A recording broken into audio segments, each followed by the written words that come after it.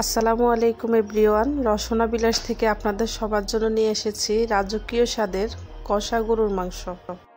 দেখতে যেমন সুন্দর হয়েছে, খেতেও ভীষণ মজা। যারা আমার চ্যানেলটি এখনো সাবস্ক্রাইব করেন নাই তারা প্লিজ সাবস্ক্রাইব করবেন, পাশে রাখা বেল আইকনটি ক্লিক করবেন যেন সবার আগে ভিডিওগুলো আপনাদের কাছে পৌঁছে যায়। তো চলুন দেরি না করে রান্না শুরু যায়।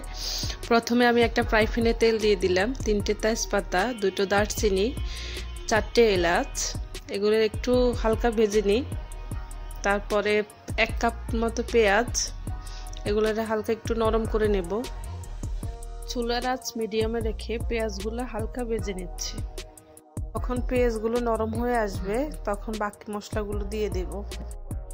দিয়ে দিচ্ছি 1.5 চা চামচ রসুন বাটা, 1.5 চা চামচ আদা বাটা,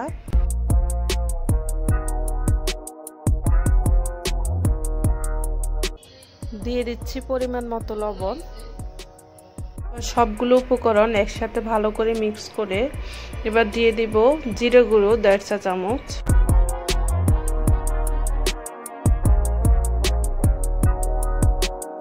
দিয়ে দিচ্ছি 1 চা চামচ হলুদ গুঁড়ো, 1 চা চামচ মরিচ গুঁড়া।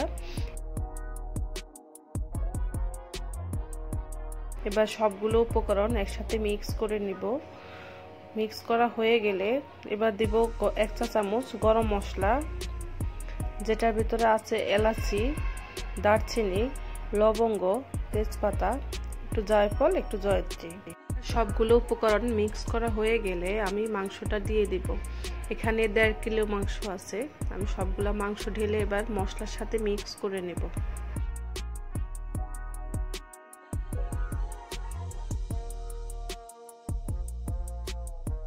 দশ মিনিটের জন্য মাংসগুলো ঢেকে দিলাম।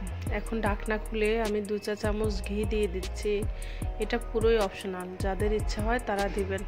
তারপর আবার ঢাকনা দিয়ে দিলাম। এখন ঢাকনা খুলে মাংসগুলো ভালো করে কষে নিচ্ছি।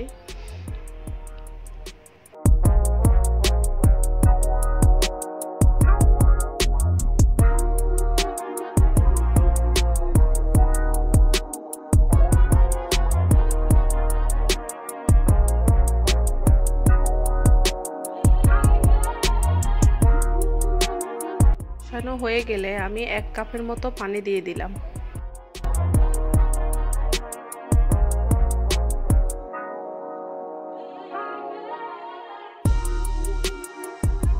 ঢাকনা দিয়ে ঢেকে দেব আরো 10 মিনিটের মতো।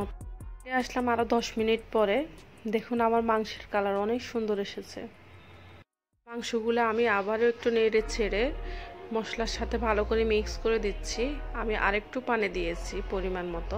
একসাথে বেশি পানি দিবেন না, অল্প অল্প করে পানি দিবেন, তাতে টেস্টটা ভালো আসে। এখন পুরো পানিটা শুকিয়ে যাবে, মাংসের গায়ে গায়ে মশলা এভাবে লেগে থাকবে, তখনই আমি দিয়ে দিব 1 কাপ পরিমাণ পোস্তদানা আর কাঁচামরিচ। আমি একসাথেই ব্লেন্ড করে নিয়েছি। এটা দিলে এটা টেস্টটা দ্বিগুণ বেড়ে যায়। রাজকীয় ভাব কিন্তু এটা দিলেই আসবে। সামান্য পরিমাণ পানি দিয়ে আমি এবার সবগুলো মিক্স করে ঢাকনা দিয়ে দিব। ঢাকনা খুলে দিয়ে দিচ্ছি একটা টমেটো কুচি দিয়ে এবার সবগুলো উপকরণ একসাথে ভালো করে মিক্স করে দিব। এক্ষুনি পানি দিব না, টমেটোটা গলে যাওয়া পর্যন্ত অপেক্ষা করব।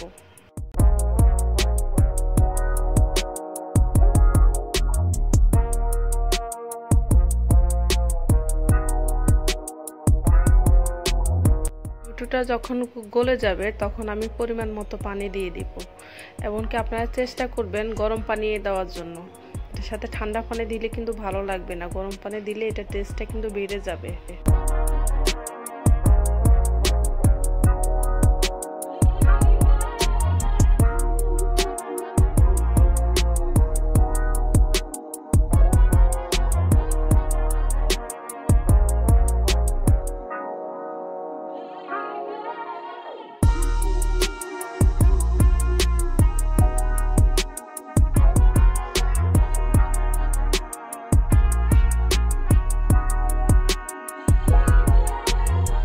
দিয়ে আমি আর 10 মিনিট অপেক্ষা করব। 10 মিনিট পরে আমার মাংস সিদ্ধ হয়ে যাবে।